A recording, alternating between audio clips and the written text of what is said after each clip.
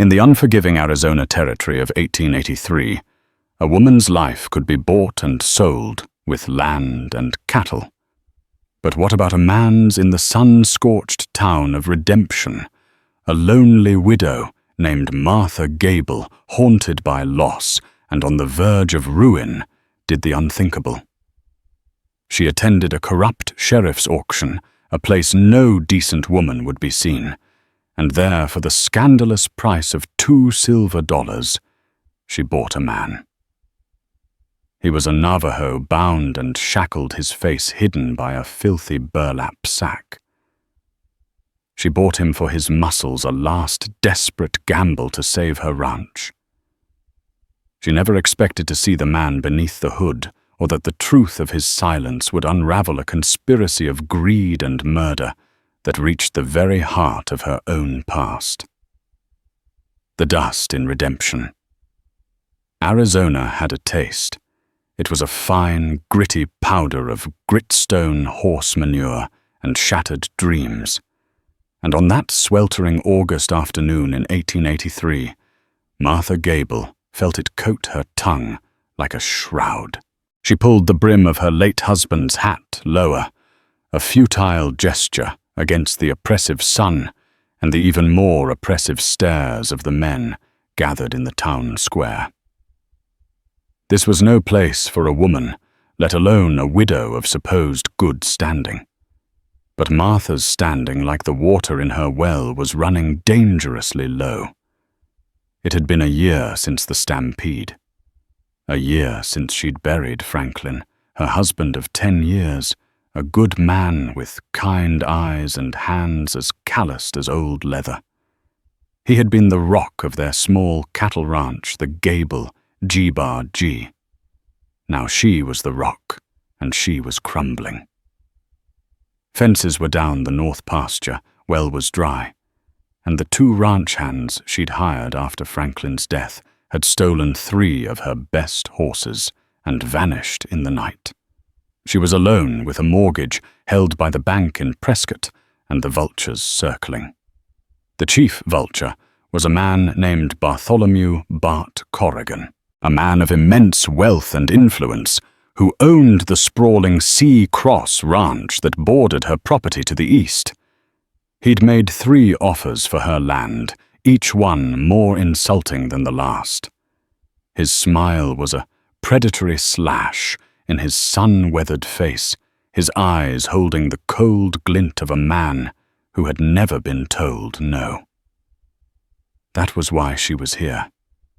Not at a proper livestock auction, but at the sordid spectacle Sheriff Brody called a public sale of convict labor.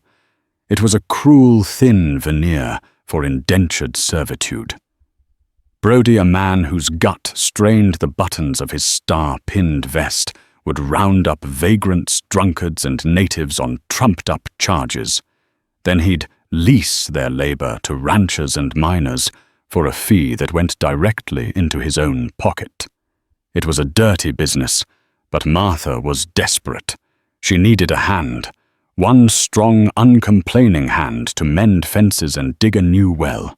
She couldn't afford a proper wage, but she had $2 silver in her reticule, her last bit of discretionary coin. The auction was a grim affair. A few listless-looking white men, pale and shivering with sickness or drink, went for even $10. Then Brody, his voice a greasy bark, announced the final lot. And now, gentlemen, he boomed, gesturing to 2 deputies who hauled a tall figure onto the makeshift stage. For the charge of horse thievery and assaulting an officer of the law, this Navajo buck. The man was powerful. Even beneath a dirt-caked linen shirt and worn trousers, the muscles in his back and shoulders were coiled springs of strength. His hands were bound in front of him with thick rope, his ankles shackled. But it was the burlap sack pulled down over his head and cinched at his neck that made Martha's stomach turn. It was a complete, brutal act of dehumanization. "Can't see his face, Sheriff," a man yelled from the crowd. "Don't need to see his face," Brody retorted with a chortle. "You ain't hiring him for his pretty looks. You're hiring his back, strong as an ox and twice as stubborn, but a little persuasion." He slapped a leather quirt against his thigh. "We'll see him right. What am I bid for a year's labor? Let's start the bidding at $20. Silence. Even for this crowd, there was a hesitation. A Navajo man was a risk. They were known to be proud to escape back to their lands. A white drifter might work until he got his next bottle. A native might put a knife in your back. $15. Brody urged, his face reddening. "Come on, you cheapskates." 10. The crowd murmured. Men shuffled their feet. Martha's heart pounded against her ribs. This was foolish. It was wrong. She should turn and walk away. But then she pictured the fallen fencer, the dry well, the smirk on Bart Corrigan's face. Desperation was a hard, spurred horse, and it was riding her down. "He's a thief," another man shouted. "Likely a killer, too." "He's convicted," Brody roared. "That's all that matters. $5. Is there any man here who won't pay $5 for a year of hard labor?" More silence. Brody's frustration was palpable. This was a humiliation for him. Martha saw her chance. It was a sliver, a crack in the wall of her predicament. She took a breath, the dusty air searing her lungs. Her voice came out as a reedy croak, barely audible. $1. Every head in the square swiveled to face her. The collective shock was a physical wave. Sheriff Brody's jaw went slack. Bart Corrigan, who stood near the stage with a proprietary air, turned his cold eyes on her, a flicker of something unreadable in their depths. "What was that?" Mrs. Gable Brody stammered, recovering. "I must have misheard." Martha cleared her throat, forcing strength into her voice. "You heard me, Sheriff. $1. A few men snickered. The idea was ludicrous. The widow Gable bidding on a dangerous Navajo. Brody's face twisted into a mask of contemptuous amusement. "Well, I do admire your thrift, ma'am. But the bid is $5. The bid is whatever someone is willing to pay." Martha countered her newfound courage, surprising her. "And as no one has bid $5 or even $1, my offer stands." Brody looked to the crowd, to Corrigan for support. He found only stunned silence and a few grins at his expense. He was being made a fool of by a woman. His eyes narrowed. $1 going once? He snarled, rushing through it. He was going to sell the man to her, if only to be rid of the situation and humiliate her further. The town would talk for weeks. The poor widow Gable, so desperate she bought herself an Indian for $1. From the back, a voice drawled, $2. Martha's blood ran cold. She didn't have to look. It was one of Corrigan's men, a surly cowboy named Pike. Corrigan hadn't turned his head, but a slight cruel smile touched his lips. He was toying with her. It was over. She couldn't afford more. She felt a flush of shame creep up her neck. She had made a spectacle of herself, for nothing. She prepared to turn away to accept defeat. But then she looked at the man on the stage. He stood perfectly still, the only point of calm in the swirling dust and jeers. He hadn't flinched, hadn't moved a muscle.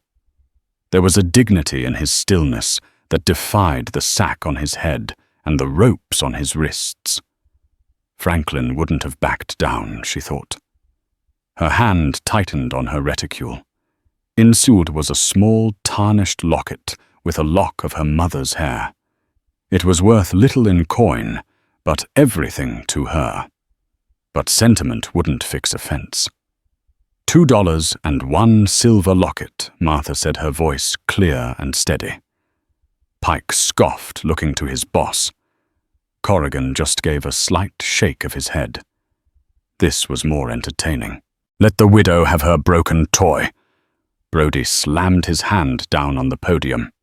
Sold to the widow Gable for $2 and a locket. He's your problem now, ma'am.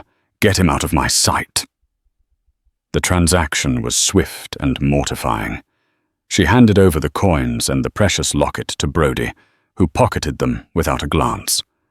A deputy shoved a document into her hand, a contract of indenture legally binding, and unlocked the man's ankle shackles. And then he was hers. He was led down from the stage and stood before her, silent and imposing. The top of his hooded head was level with her eyes. She could smell the sweat grime and something else, something wild, like pun and earth after a rain. The men of the town backed away, giving them a wide berth, whispering and staring. "Get on now, boy," the deputy grunted, shoving the man's back. "Go with the lady." The man didn't move. He simply stood, waiting. It occurred to Martha with a jolt of panic that he might not understand English. Or worse, he might understand it perfectly and simply refuse. She looked at her wagon parked at the edge of the square. It seemed a mile away. Taking another deep breath, she addressed the burlap sack. "I am Martha Gable," she said, her voice softer now. "You will come with me. You will not be harmed on my property, so long as you work true." For a long moment, there was no response. The sun beat down. The whispers grew louder. Then slowly, the man gave a single, sharp nod. He turned and began to walk toward her wagon with a steady, unhurried pace, his bound hands held before him. Martha, her face burning with a mixture of shame and terror, followed him. The eyes of the entire town like daggers in her back. The ride back to the G-Bar-G was the longest 4 miles of Martha's life. She sat on the driver's bench, reins in her hands, while he sat in the back, silent as stone. She didn't dare look at him. What had she done? She had brought a stranger, a man convicted of violent crimes, a man whose face she had never even seen, to her isolated home. When they arrived, the ranch seemed even more dilapidated than when she had left.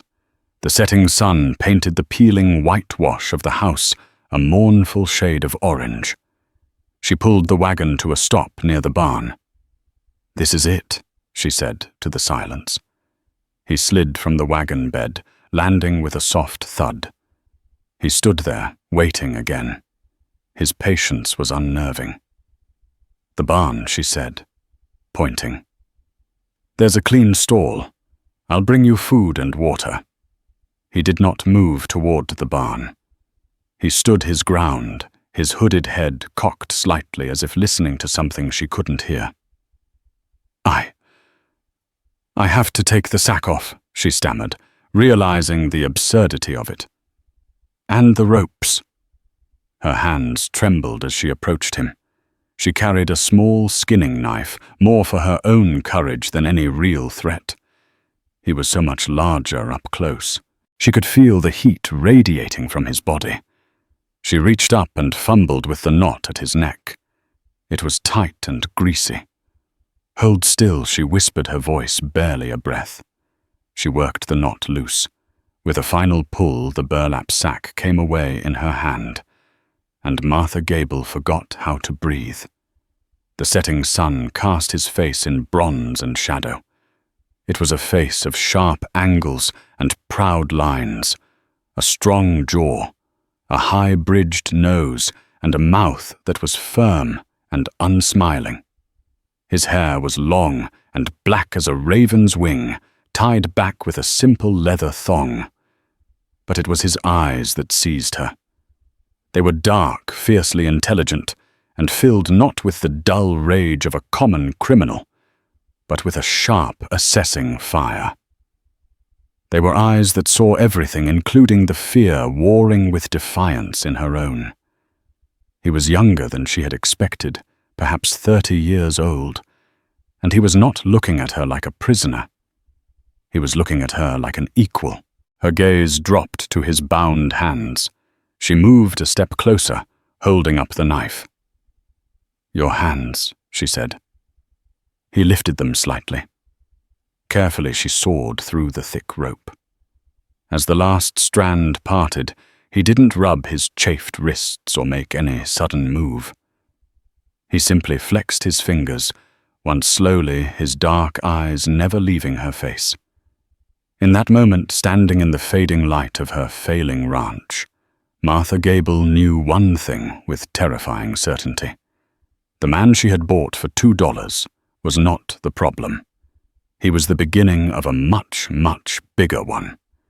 And for the first time in a year, she wasn't entirely sure she was afraid. The first few days were a quiet, nerve-wracking dance of observation. Martha quartered him in the barn, not out of cruelty, but out of caution. She gave him a clean horse blanket, a bucket for water, and left his meals on a crate by the door. She never locked it. Some part of her knew a lock would be an insult and utterly useless if he truly meant to leave or do her harm. He did neither. He ate the food she provided: biscuits, salted pork beans, and drank the water. And he worked. He didn't need to be told. On the first morning, Martha awoke at dawn to the rhythmic thud of a post driver. Peeking through her window, she saw him in the east pasture, already 2 hours into mending the fence line. Pike and Corrigan's cattle had accidentally trampled last month. He worked with an economy of motion that was mesmerizing. He didn't curse or sweat profusely under the brutal sun. He simply moved, each action purposeful and effective. He lifted fallen posts as if they were kindling and strung wire with a patient, methodical tension. She had never learned his name. She didn't ask, and he didn't offer it. In her mind, she simply called him the Navajo. Their communication was one of gestures. She'd point to the broken windmill. The next day, it would be turning its creaks and groans, silenced, lubricated with pig fat. She'd leave a broken axe handle by the barn door. By evening, a new one carved from a hickory branch with sublime skill would be in its place. He was not just a laborer. He was a craftsman. He saw the deep structure of things, the grain of the wood, the stress points in the metal. He was also a horseman. Her remaining stock, skittish and ill-tempered since Franklin's death, calmed under his touch. He spoke to them in a low, quiet language. She didn't understand his hands moving over their flanks and necks with a gentle assurance. He found a hoof abscess in her best mare that she had missed entirely and treated it with a poultice of chewed herbs and mud. A week after his arrival, the uneasy peace was shattered. Martha was returning from the creek bed, her arms full of laundry, when she saw 2 riders approaching the ranch house. It was Sheriff Brody and Bart Corrigan. Her blood ran cold. She hurried inside, her heart hammering. Through the window, she watched them dismount.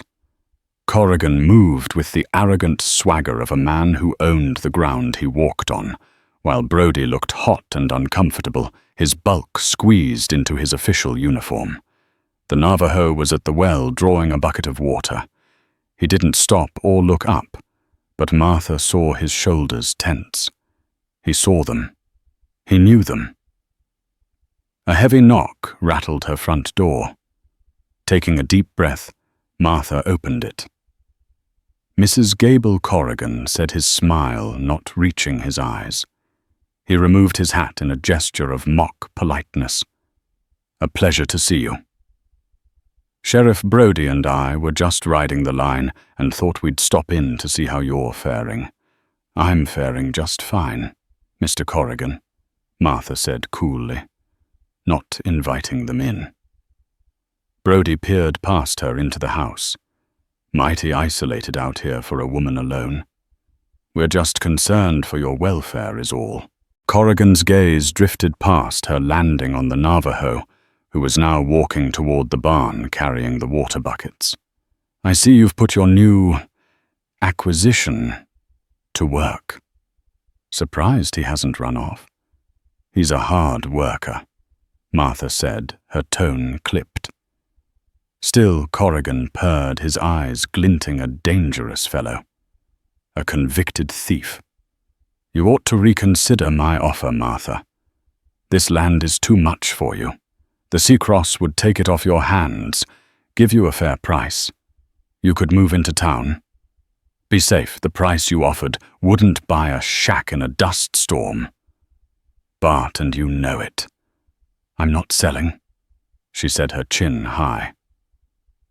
Brody took a step forward, his bulk intimidating. You'd be wise to listen. Things happen out here. Accidents. Like that unfortunate stampede that took your Franklin. The threat was veiled, but it hung in the air like a noose. A cold fury rose in Martha's chest, choking out her fear.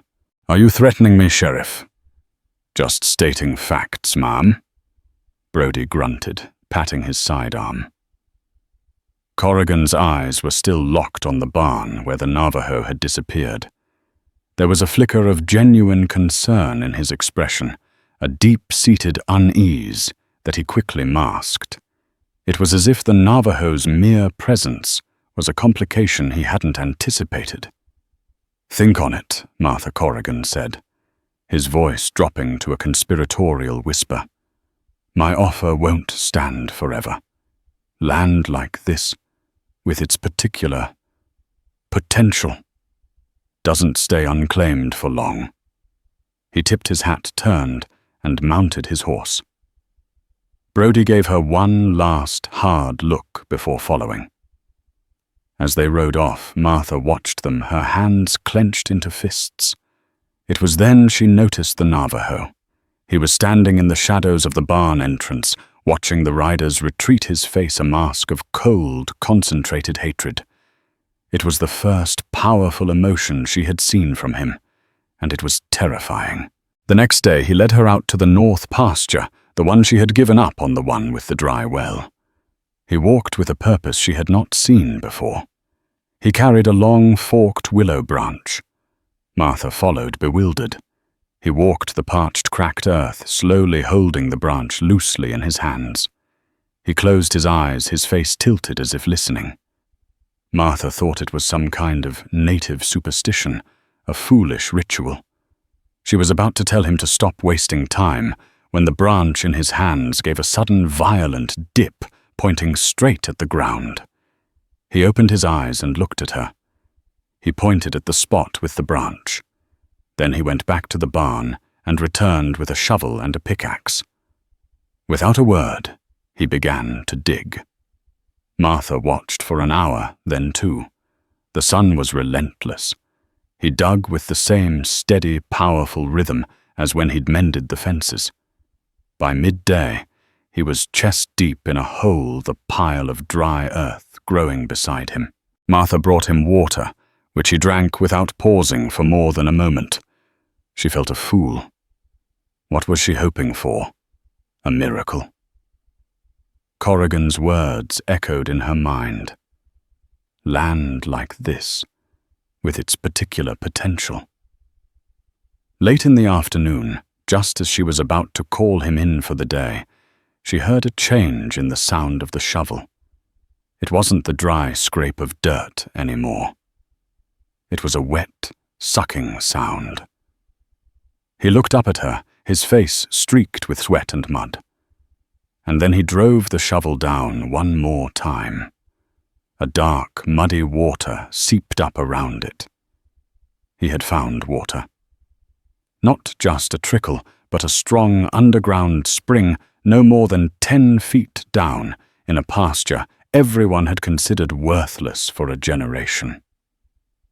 Tears welled in Martha's eyes.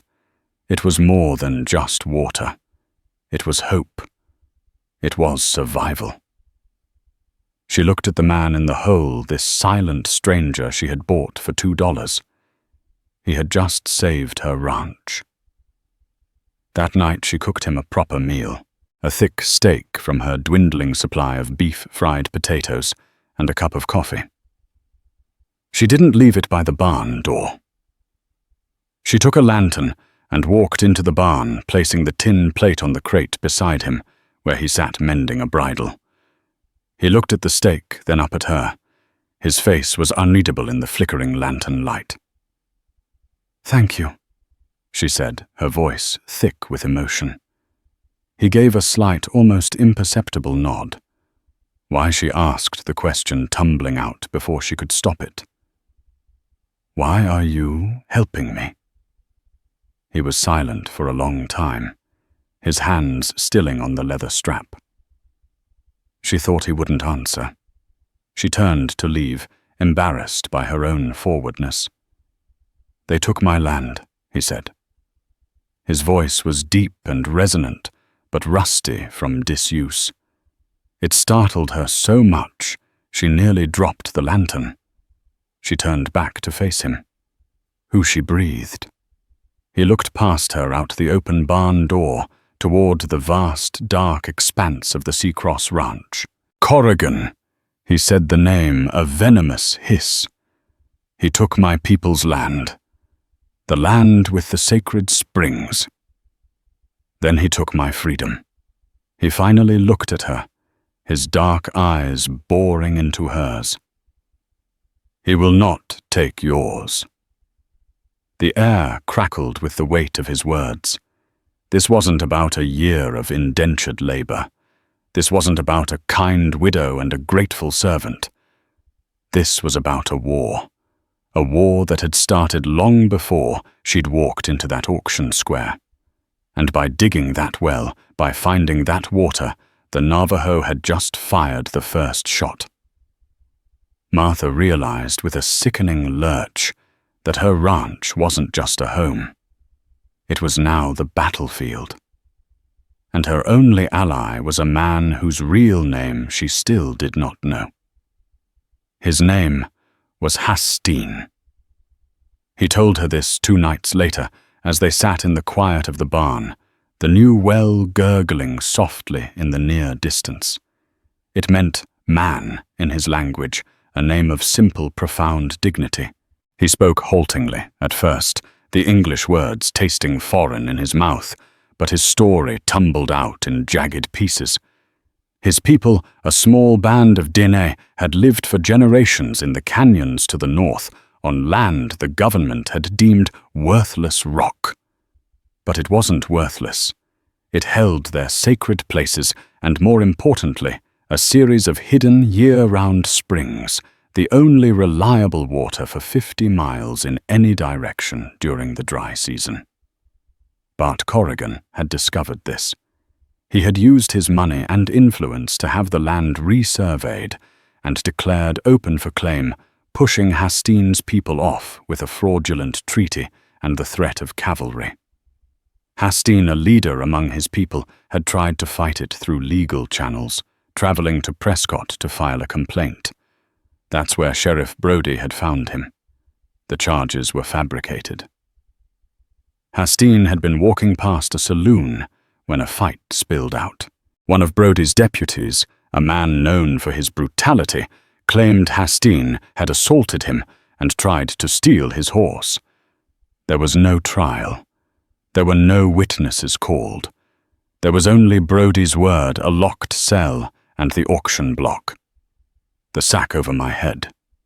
Hastine explained, his voice low and hard. It was not just for humiliation. Corrigan was in the crowd. He did not want me to see him. He did not want others who might know me from Prescott to see me. He wanted me to disappear, to become a nameless, faceless slave. He wanted you silenced. Martha whispered, understanding dawning. He knows I am the only one left who can prove The survey markers were moved that the treaty was a lie. He thought to buy me himself through one of his men, work me to death in one of his silver mines. A nameless Indian vanished. But I bought you instead. Martha said the enormity of her $2 bid settling on her. It wasn't an act of charity or desperation. It was an act of accidental defiance that had thrown a wrench into Corrigan's entire plan. You did. Hastine said, a flicker of something unreadable in his eyes. You placed me on the one piece of land he wants more than any other. My ranch, she breathed. But why? It's dry. It's small. No, Hastine corrected gently. The spring I found is not the only one. It is the tail of the serpent. The head lies beneath this house, an aquifer, a great underground river, enough water to turn this entire valley green. Franklin knew. The name of her husband, spoken so plainly by this man, struck her like a physical blow. What no? That's impossible. Franklin never said. He did not want to speak of it until he was sure. Hastine continued. I met him once, months before he died. I was tracking a mountain lion and crossed onto your land. He did not point a rifle at me as other white men do. We shared water from his canteen. He spoke of his dream. He suspected the water was here. He was a good man, a listening man. He was learning the language of the land.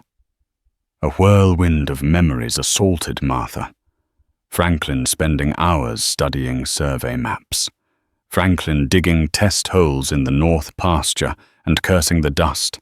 Franklin returning from a ride with a strange, excited gleam in his eye, telling her, I think I'm on to something, Marty. Something big. She had dismissed it as wishful thinking. Corrigan's land is worthless without a steady source of water for his vast herds, Hastine explained. He has been buying up all the small ranches on the water table for years. Yours is the last. It is the key. A horrifying thought began to form in Martha's mind, so monstrous she could barely give it shape. The stampede, she whispered, her voice trembling. They said it was a lightning strike. Spooked the cattle. Hastine's face was grim. There was no storm that night. The sky was clear as glass. The world tilted on its axis. The official story, the one she had clung to in her grief, shattered. The stampede that killed her husband was no accident. It was murder. Brody's words came back to her. Accidents happen. Like that unfortunate stampede. It wasn't a veiled threat. It was a confession. Tears of rage and sorrow streamed down Martha's face. She had been mourning an act of God when she should have been hunting a demon. Franklin hadn't been careless. He had been silenced just as they had tried to silence Hastine. From that moment on, they were no longer widow and hired hand. They were allies bound by a shared enemy and a thirst for justice. Their mission was no longer just to survive, but to find proof. They began a quiet, dangerous investigation. Hastine's knowledge of tracking was invaluable. He took Martha to the site of the stampede, a narrow ravine not far from her property line. To her untrained eye, it was just rocks and dirt. To his, it was a story written on the land. Look, he said, pointing to a series of faint, almost invisible scrapes on a high rock wall overlooking the ravine. Boots, with worn heels, not cowboy boots. He stood here waiting. He then pointed down into the gully. And here.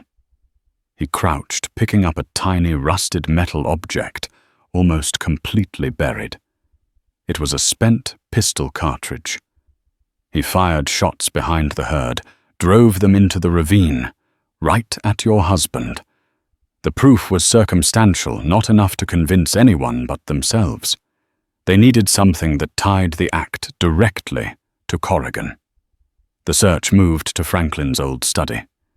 Together they went through his papers, his ledgers, his maps. Martha's hands shook as she touched his familiar, neat handwriting.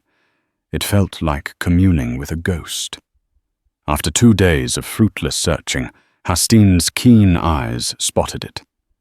Tucked inside a thick book on animal husbandry was a folded hand-drawn map. It was a crude drawing of her ranch and the surrounding area. On it, Franklin had marked the location of the new well with an X. But there was another larger X drawn directly under a sketch of their house with the word aquifer written beside it. And in the corner of the map there was a note. Met with T. Walker in Prescott. He confirmed Seacross survey is fraudulent. Original federal markers moved 3 miles east to exclude canyons/springs. Walker has the original plat map. He's afraid of Corrigan. Says C has a hidden ledger, a black book with all his dirty dealings. T. Walker. Martha read aloud. Thomas Walker. He was a friend of my father's, a land surveyor. He's old now. Lives on the edge of town. It was their first real lead. But getting to Walker would be dangerous. Corrigan and Brody were watching them. They had seen the new well, seen the life returning to the G-bar-G. They knew Martha wasn't breaking. Their patience would be wearing thin. The threat materialized sooner than they expected. The next evening, as Martha was securing the chickens for the night, a rifle shot cracked through the twilight air. A splinter of wood exploded from the door frame next to her head. She screamed and dropped to the ground, her heart seizing in her chest. Before the echo of the shot had even faded, Hastine erupted from the barn. He moved with a silent, lethal grace that was terrifying to behold. In one hand he held the newly sharpened axe. He didn't run toward the sound, but melted into the deep shadows along the fence line, circling around toward the ridge where the shot had come from. Martha lay in the dirt, her mind screaming. This was it. This was the end. They would kill her, kill Hastine, and take the land. Then she heard a man's terrified shriek from the ridge, followed by the sound of a desperate, panicked retreat through the brush. Minutes later, Hastine returned. He was not winded. There was a dark, cold fury in his eyes. In his hand, he held a greasy, sweat-stained hat. He dropped it on the ground in front of her. Inside the hat, branded into the leather, was a simple Stark logo, a large C with a cross through it. It was the C Cross brand. He had not killed the man. He had disarmed him and sent him back to his master with a message of fear. But they both knew this was just a warning shot. The next time, Corrigan's men wouldn't miss. They wouldn't come one at a time. They would come to finish the job. Time had run out. They had to get to Thomas Walker, and they had to do it now. That night, for the first time, Martha did not sleep in the house. She brought a blanket and her rifle and sat in the barn, keeping watch while Hastine rested. The air between them was thick with unspoken things. He was her protector, her partner. He had saved her life. The line between gratitude and something deeper, something far more complicated and dangerous, was blurring with every passing hour. She looked at his sleeping form, the proud, strong face, now relaxed in slumber, and felt a fierce, protective urge that mirrored his own. She had paid $2 for a laborer. She had found a warrior. And as she watched the moon rise over the land her husband had died for, she knew she would fight for it, and for the man sleeping beside her, until her last breath. The plan was simple and therefore incredibly risky. Hastine would ride out before dawn, heading north, creating a visible diversion. Corrigan's spies, which they now assumed were always watching, would follow him. That would give Martha a window to ride into redemption and see Thomas Walker. They would meet back at a prearranged spot, an old line cabin in the western hills by sundown. Before he left, as the sky was just beginning to pale. From black to grey, Hastine stood before her by the corral. "Be careful, Martha," he said, his voice low. It was the first time he had used her given name. It sounded strange and intimate in the pre-dawn quiet. "You too, Hastine," she replied, her own voice unsteady. "Don't get yourself killed for my sake." He looked at her, his dark eyes searching her face. "It is not just for you. It is for Franklin, and for my people. It is for the land. We are all tied to it now." He swung onto his horse, a lean, powerful Mustang he had tamed himself.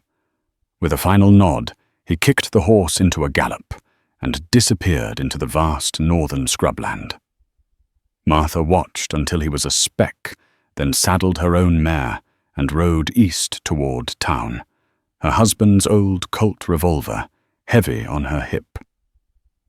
Redemption was quiet when she arrived. Thomas Walker lived in a small, neat adobe house at the very edge of town, a place that seemed to shrink away from the corruption at the town's center.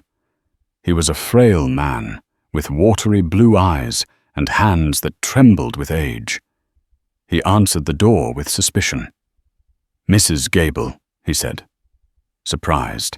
"Martha Franklin's wife, Mr. Walker. I need to talk to you.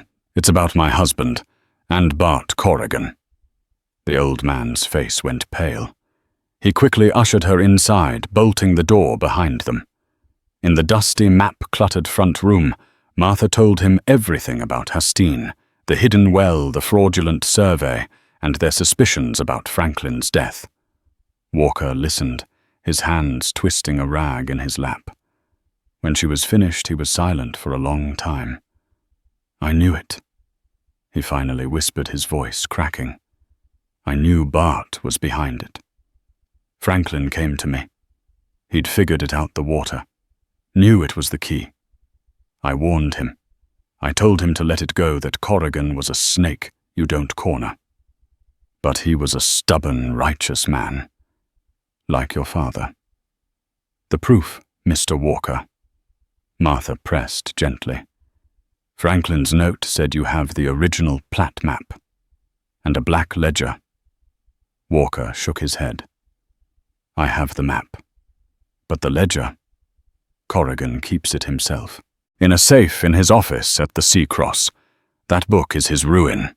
It details every bribe, every land grab, every man he's had run off or removed, including the payment to a couple of drifters to start a cattle stampede." He went to a large, locked chest and pulled out an old, rolled-up canvas. He spread it on the table. It was the original Federal Survey map of the territory. And just as Hastine had said, the boundaries of the reservation land were drawn 3 miles further east, clearly encompassing the canyons and springs Corrigan had claimed. It was undeniable proof of the fraud. "This is his motive," Martha said. "But it's not proof of murder." "No," Walker agreed grimly. "For that, you need the book." A cold dread settled over Martha. The book was at the Sea-Cross Ranch, the heart of the Serpent's Den. It was an impossible task. As she was rolling up the precious map, a loud banging on the door made both of them jump. "Walker, open up. Sheriff's business." It was Brody's voice. Panic seized them. "He knows you're here," Walker hissed, his eyes wide with terror. "Corrigan's man." "Pike must have seen you ride in. The diversion didn't work. There was no time. The back door led to an open alley. Brody would have it covered. Walker pointed a trembling finger at a large wardrobe against the wall. In there. Be quiet. Martha scrambled inside, pulling the heavy door shut, just as she heard the front door splintering open. She peered through a crack, her hand on her revolver. Brody and Pike stormed in. Pike was a hulking, brutish man with a permanent sneer. "Where is she, old man?" Brody demanded, grabbing Walker by the collar of his shirt. "Who?" Walker squeaked. "There's no one here," Pike smirked. "We saw her ride in, Sheriff. The widow's getting bold." He began to ransack the small house, overturning tables, throwing books. "Corrigan wants her," Brody snarled in Walker's face. "And he wants the Navajo. They're digging where they don't belong. He wants to know what they've found." Walker stood his ground. "I know nothing." Brody threw the old man against the wall. Walker slid to the floor, gasping. Pike's eyes fell on the wardrobe. He started toward it. Martha's heart stopped. She drew the Colt, the hammer clicking back with an obscene loudness in the small space. Suddenly, a commotion erupted outside. Shouts the terrified whinny of a horse. Pike paused, looking at Brody. "What in tarnation?" Brody muttered, moving toward the broken door. Through the crack, Martha saw it. Hastine. He was on his Mustang, but he wasn't fleeing. He was charging down the main street of Redemption, like a demon, a rifle in his hand. He wasn't trying to be subtle. He was drawing them all out. He fired a shot into the air, then another into the sign of the saloon, sending patrons diving for cover. "It's the Indian!" Pike yelled. "He's gone crazy," Brody's face lit up with vicious glee. "Forget the woman. He's in the open. Let's get him. Corrigan will pay a bonus for his hide." Brody and Pike ran out, jumping on their horses and giving chase. Martha waited until the sound of hoofbeats faded, before she stumbled out of the wardrobe, helping a shaken Thomas Walker to his feet. "He saved us," she breathed, staring out the door. "He's leading them away from town, toward the Badlands." "He's leading them to their deaths," Walker said, his voice filled with awe. "Or his own." "I have to help him," Martha said, tucking the survey map inside her shirt. "How you're one woman against a dozen of Corrigan's men." "Hastine taught me," Martha said, her face set with a grim determination. "The land fights for those who listen to it." She didn't ride after them directly. She rode for the Seacross. It was the greatest gamble of her life. With Corrigan, Brody, and most of their men chasing Hastine into the rocky canyons, the ranch would be nearly deserted. She rode hard, circling wide around the chase, her mare's lungs burning. She arrived at the sprawling Seacross ranch house as the sun began to set. As she'd hoped, it was quiet, with only a cook and a couple of old-timers left behind. She slipped in through a back window, a ghost in her own quest for justice. She found Corrigan's office easily. It reeked of cigar smoke and arrogance. The safe was massive, set into the wall behind a large painting of a prize bull. She had no way to open it. Despair began to creep in. She had failed. Hastine's sacrifice would be for nothing. Then her eyes fell on Corrigan's desk. Lying beside a crystal glass of whiskey was a small silver key. It wasn't for the safe. It was for the desk drawer. Her heart pounding, she tried it. The drawer slid open. Inside, nestled amongst papers, was the black ledger. He had grown arrogant careless. He hadn't even bothered to lock it away. She seized the book, her hands trembling as she flipped through the pages. It was all there. Dates, names, payments, bribes to federal agents, payoffs to Brody. And the last entry on a well-filled page: Franklin Gable, removal, $200, paid to J. Pike and T. Rourke. Tears blurred her vision. It was the proof, the murder weapon written in ink. Clutching the book, she fled to the ranch house and rode like the wind, not for the line cabin but for the Badlands, following the tracks of the chase. She found them an hour after sunset, the scene illuminated by a cruel rising moon. Hastine was trapped. He was on a high, rocky mesa, his horse dead at the base. Below Corrigan, Brody Pike and half a dozen other men had him pinned down, taking pot shots at the rocks he hid behind. They were laughing, enjoying the sport. "Give it up," Indian Corrigan yelled, his voice echoing in the canyon. "There's no escape." Martha tethered her horse in a thicket of juniper and began to climb the ledger tucked securely in her saddlebag.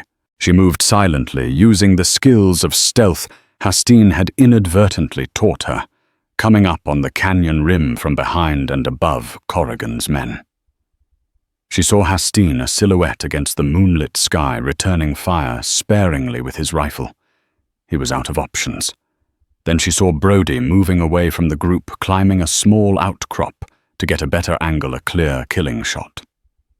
Martha rested her Colt revolver on a steady rock, the metal cold against her hand. She thought of Franklin, of his kind smile. She thought of Hastine standing alone against a dozen men for her sake. Her hand was steady. Her eye was clear. She aimed not for Brody but for the rock face just beside his head. She squeezed the trigger. The shot was deafeningly loud in the canyon.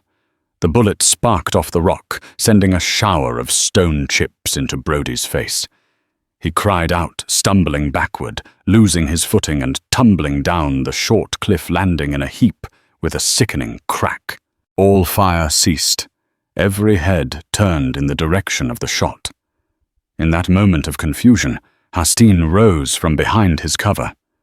But he didn't fire his rifle. He let out a piercing war cry, a sound of pure primal fury that echoed off the canyon walls.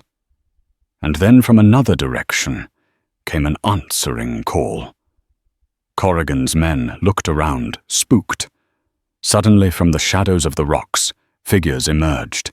It was Hastine's people, a dozen Navajo warriors, armed with bows and old rifles, materializing from the landscape as if they were spirits of the earth. Hastine's wild ride hadn't just been a diversion. It had been a signal leading his kin to the final battle. Corrigan's men, brave when shooting at one cornered man, lost their nerve. They were surrounded in a canyon that was not their own. They threw down their guns. Corrigan, his face a mask of disbelief and fury, stood alone. He drew his pistol and aimed it at Hastine, who was now walking down from the mesa. "You," Corrigan screamed. "You have cost me everything." Before he could fire a single arrow, silent and swift, flew from the darkness and buried itself in his shoulder. He screamed, dropping the gun. Hastine's warriors descended silent and grim and took him captive. When the dust settled, Martha came down from her perch. She walked past the captured, terrified Sea Cross men and the groaning, broken form of Sheriff Brody. She walked to Hastine, who stood watching his people bind Bart Corrigan. She said nothing. She just held out the black ledger. He took it from her, his fingers brushing hers. He looked at it, then at her. In his eyes under the cold moonlight, she saw a universe of gratitude, respect, and something more. Something that made her heart ache with a feeling she thought had been buried with Franklin. The reckoning was swift. A U.S. Marshal summoned by Thomas Walker with the survey map as evidence arrived 2 days later. He found a broken sheriff, a captured land baron, and a ledger full of crimes. The Seacross Empire crumbled. The fraudulent land claims were overturned. Hastine's people returned to their sacred canyons. Hastine's indenture was declared illegal, null and void. He was a free man. He could have left. He could have returned to his people as the hero who had reclaimed their home. But he didn't. 1 week later, Martha stood on her porch, watching the sun set over a ranch that was finally truly hers. The fences were mended. The new well provided abundant, clear water. The land was healing. Hastine walked up the steps and stood beside her. They stood in comfortable silence for a while, partners in the quiet of the evening. "My people have asked me to lead them," he said, not looking at her. Martha's heart sank. "You should," she said, her voice even. "It is your right. It is your duty." "They can lead themselves for a time," he said, turning to face her. "A man cannot lead others until his own path is clear." He looked out over the G-bar G. "My path. It feels as though it has led me here." "This is my home," she said softly. "I know," he replied. His calloused hand gently took hers. It felt strong, warm, and right. "I was wondering if you would be willing to share it." Martha looked into his dark, steady eyes. She saw the auction block, the burlap sack, the hatred for Corrigan, the courage in the canyon. She saw the man who had seen her, truly seen her, in her desperation and in her strength. She had paid $2 for a stranger, a sum of humiliating desperation. But in the unforgiving wilderness of the West, and the even more treacherous wilderness of the human heart, she had received something priceless in return. She had found justice. She had found hope. And she had found a home not just in the land, but in the eyes of the man standing before her. "Yes," she whispered as she finally truly fell head over heels. "Yes." And so the story of Martha Gable and Hastine became a quiet legend in the Arizona Territory. It wasn't a tale of gunslingers or gold rushes, but of a deeper, more resonant courage. It's a story about how the most unlikely connections can forge the strongest bonds, and how two people stripped of everything by greed and violence could find justice not in a courtroom, but in the land itself and in each other. Theirs is a testament to the fact that true strength isn't about the power you wield over others, but the partnerships you build and the decency you defend, even when all hope seems lost. If this story of unlikely love, fierce loyalty, and hard-won redemption in the Old West moved you, please show your support. Take a moment to hit that like button. Share this video with someone who appreciates a powerful story, and be sure to subscribe to our channel for more tales from the annals of history. Your support allows us to continue bringing these forgotten histories to life. Thank you for listening.